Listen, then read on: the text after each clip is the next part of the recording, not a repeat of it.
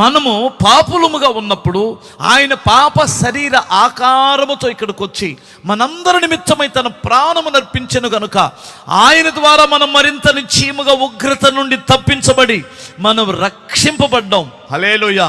ఆ రక్షణ ఎలాంటిదంటే నీ తాత చేశాడు తప్పు, అది నువ్వు ఇక్కడ కర్మఫలం అంటారు దాన్ని ఏమంటారు? నీ తాతలు ముత్తాతలు చేసింది, నువ్వు చేసింది నీ కర్మ, నువ్వు చేసుకున్నావు, అనుభవించంటుంది లోకం. దేవుడు ఏమంటాడంటే నీ కర్మ నేను అనుభవిస్తాను, నువ్వు అనుభవించవలసిన కర్మ నేను అనుభవిస్తాను. అది దేవుడు చేసే గొప్ప రక్షణలో ఉన్న గొప్ప భాగ్యం. ఎంతమంది ఇస్తారు చోటు ప్రభువుకి ఇస్తారా?